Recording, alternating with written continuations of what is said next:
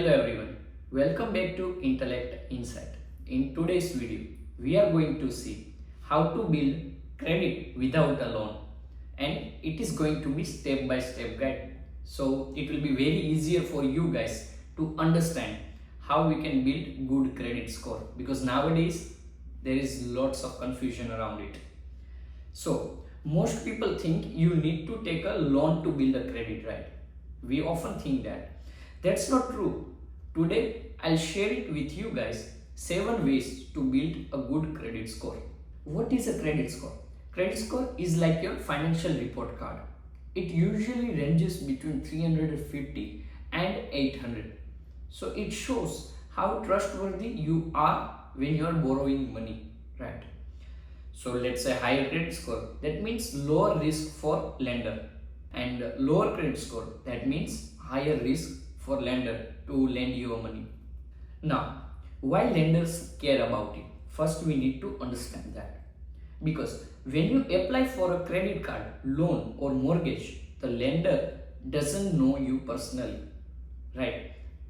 We often go to the bank. Let's say if I want to purchase a car, I'll go to the bank and I'll apply for a loan. Now, for bank guys, they don't have any other way to measure that whatever money we are lending, you are going to pay us back, right? So this is the case here as well. So that's why lenders will use our credit score in order to verify whether we are trustworthy or not. They use your credit score to decide, will you pay them back on time? Should they give you good interest rates or charge you more? Sometimes we see with different banks there are higher and lower interest rates as well. Should they approve or deny your application? So your credit score is equal to your trust factor in the financial world, right? So that's what I've explained. Let's break down the factors. First one is payment history, which consists of 35%, and it is the biggest piece in deciding your credit score. So what's inside it? First one is bill payments on time, whether you are paying your bills on time or not. Second one is have you missed any single payment or not, because one single payment can hurt you for years, because it will definitely going to impact your credit score. And after that, whenever you will go to apply a loan, mortgage, anything, you might get affected because of that one missed payment, even if it is a single only. For example, always paying your credit card by the due date builds strong history. Second factor is credit utilization, how much you use it. This factor alone having weight of 30% overall in deciding your credit score. So what exactly it is? So it's always preferable to use 30% of your overall credit limit. For example, if I have credit limit of $2,000, it's always advisable to use 30% of $2,000. So it's a good use of credit card. Nowadays people don't have much idea about how they can use it effectively, right? So it's, again I'm repeating, it's always advisable to use 30% of your overall credit limit, so it won't affect your score. If you are going more than 30%, then yes, it is going to affect negatively in your credit score, and which no one wants, right? And another thing, let's say for example you really need to use like $1,800 or something, right? Then before bill gets generated, you just pay any amount on top of 30%. For example, I've spent $800 and my bill gets generated on 28th of every month. So before 28th, I'll pay payment of $200 because it's above 30%, and rest it's okay. So you can let the bill generate for 30%. It is very effective use of credit card. Third very crucial factor is length of your credit history, like how long you have had credit. It alone weighs up to 15% in deciding your credit score. The longer your accounts are open, the better. For example, if I applied my credit card on 1st September 2022, and then after 1 year I applied for another credit card with another bank, then it is going to be 1st September 2023. So now in that case, you should never close your first credit card because it creates your credit history. As I said, the longer your account are open, the better. If you want to really close the credit card, then you can do the second one, which is the recent one, not the oldest one. Fourth factor in deciding your credit score, which weighs up to 10%, is like credit mix, means variety of credit. Lenders like to see you can handle different types of credit cards, loans, and lines of credit. For example, having a credit card plus car loan shows more responsibility than just one card. If I'm a student, I don't have that much loans and all, right, then in that case it's totally fine to have one credit card and you can build your credit score from that point. But later, as soon as you have stable job and you are having consistent source of income, and if you are applying for a loan, car loan or a mortgage along with your credit card, it shows the responsibility that which you have. So this factor, it's mostly about showing responsibility, like simultaneously how much payments you are making responsibly every month. Fifth, new credit inquiries, which consist of 10% in deciding your credit score. How often you are applying. Each time you apply, lenders run a hard inquiry, right? Here you might be confused about hard inquiry and soft inquiry. In hard inquiry, when whosoever, let's say for example, if I go to electronic shop, I want to buy a TV, and if I am a new credit card user and if I don't have good credit score, then in that case they might run hard inquiry on my I would say credit profile. And it happens sometimes even if I'm using for 5 years, they might do hard inquiry. I don't know exactly like what are the factors. Based on that they decide whether to proceed with hard inquiry or soft inquiry. But with hard inquiry, it affects your credit score 10 or 15 points, and later as time goes it again improves. Too many in a short period is equal to risky behavior. In a 1 month, if you run hard inquiry for 5 times, it is going to affect your credit score. What are the practical steps without loans which we can take to improve our credit score, right? First one is secured credit card. This is the first way to start. You give the bank a deposit, for example $5,000. now that deposit becomes your credit limit. If let's say I'm giving $300, then it is going to be my credit limit. You spend a little, for example $50 only, then pay it back on time. Each payment is reported and lenders see you as a responsible.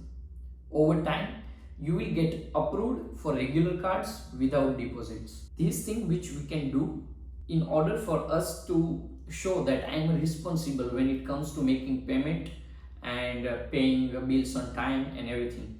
So they don't ask for deposit when you apply for any new credit card or something, right? Because they already have your history of payments that you are making it on time. Second, authorized user strategy, which means if you have family or a close friend with a good credit card history, ask them to add you as an authorized user. Their good history will reflect on your credit too, right? Here I would like to give one tip. This is very important, that only do this if they always pay on time. Their mistake could hurt your score as well, as you are getting benefit from someone else's credit history. It might go reverse as well. Let's say if they are not making payments on time, then it might affect your score as well. So be very careful with that. Third one is rent, phone and utility reporting. In many countries, you can now get credit for bills you already pay, right? Rent, phone bills, even electricity, all can be added to your report. And for example, Experian Boost, which is from USA, and CIBIL rent reporting, which is from India, and other services. This way, even if you don't have a loan or card, your monthly responsibility builds credit. That's what we have already discussed. Every month your behavior towards making payment and be punctual will help you to gain new credit cards and also credit history, which is associated with the payments which you are making every month. So overall, these all factors will decide how good your credit score is going to be. As we have discussed, 30% is the threshold. Don't go beyond that because it's not good use of credit card. So how much you use compared to your limit? $2,000 is your limit, 30% is $600, right? So use up to that point only. Even if you are using more than that, as I have explained, pay whatever the difference is before bill gets generated. Fifth, consistent on-time payments. Even smaller purchases matter, right? For example, put Netflix or Shopify, $10 probably, on your credit card. Set up autopay so you never miss. So there is one option, autopay. So if you think you are too busy in your professional life, you can set pre-authorized payment or auto debit. So on that specific date, they are going to deduct that specific amount which you set automatically.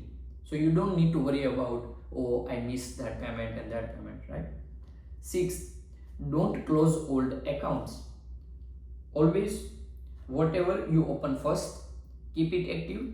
And if you decide to close another credit card or bank account, then it should be not the older one, the recent one. It will help you to build good credit score and history as well. Seventh, check your credit report regularly. You are allowed a free report every year from major bureaus, Experian, Equifax, TransUnion, and etc. based on countries. Different country has different bureaus. Why? Sometimes there are errors or even fraud. For example, a loan you never took could appear in your credit history and it could hurt your score. Catch mistakes early and dispute them to protect your credit. Many people don't have that sort of education related credit card and credit history, credit score. They're always scared that no, I cannot use credit card because it is very risky and it will force me to do over expenditure, right? But it's not the case. If you use credit card very responsibly, sensibly, and you can easily fulfill your need, and you can use money for 1.5 months, no one will give you free of interest, right? So it's very, I would say, good advantage. If you can have very little information, still you can use that very wisely. This video is for all of them who are very scared to use credit cards and who have very little knowledge. Third section, what not to do. When it comes to credit card, there are things which we should never do. So I am going to list 3 main things which you should never do with credit cards. Don't apply for too many cards. Sometimes we see benefits in different cards. For example, if I have X card, they are giving free insurance. Then probably there will be different company who will provide $8,000 cashback or something like that. And we always apply for different credit cards. And at the end, we end up not using many of them, which also affects our credit score. So never do that. Every time you apply for a card, lenders run a hard inquiry. Too many inquiries in a short time makes you look desperate for credit. This lowers your score and makes approval harder. Instead, space out applications. Only apply when you really need to. If you are maxing out your first credit card limit, then in that case, if you really need, then apply for another one. But just for sake of benefits and few extra points and few extra dollars, don't do that. Second one, don't max out your card. If your limit is $1,000 and you spend the full $1,000, your utilization is 100%. That's a big red flag for lenders. Even if you pay it back, the system sees you as a risky. Keep usage under 30%. Ideally under 10% for best results. That's what I've explained, right? Third and very important, don't miss due dates. Payment history is equal to 35% of your score. So even first, you should never do over expenditure. You know, right, what you can pay off. If you cannot, then please don't use that limit. If you are going to use that limit, you need to pay it on time. If you don't have money, still. If you don't, in that case, it is going to affect very negatively to your credit score. That is the reason why people think credit cards are bad, but it is not. If you pay it on time, if you use it responsibly and sensibly, it is not. And even if you pay in full later, the damage is already done. If you miss deadline and then you are making full payment, then also you are not safe. So your credit score is going to affect, and next purchase of yours will also be affected, because the lender will definitely check your credit history and they will find out that you missed payments in past, so they won't trust you later. Use autopay or reminders to avoid these mistakes. The fourth section is all about long-term mindset. Building credit is not a quick hack. It's more like a fitness training. We need to push it every month. Every month you need to be very punctual and responsible when you are making your payments. You can't build muscle in one day. That's very simple. Like just like any other thing, you couldn't build perfect credit score overnight. Small consistent steps, paying on time, keeping utilizations in limit, keeping all accounts open, these add up over months and years. Be patient with good habits. Your score will naturally grow stronger and lenders will trust you more. So that's that for today's video. I hope you guys got some sort of value from this video, as I have explained how you can use your credit limit very effectively and smartly. Second, don't close ever your older accounts, even if you are getting any cashback or some sort of, I would say, the offers. No, don't close your older accounts. Never miss your payment deadline for your credit card or any other loan payments, okay, because they all are interlinked, interconnected. And even if you think that I missed this one installment for my car loan, then know that you have missed that payment, and they will definitely going to check credit history when you will go for your next purchase. So always be punctual. Credit card is good, it is not bad, but just be punctual and make your payments on time. With that note, see you in the next video. Till then, keep learning, keep hustling.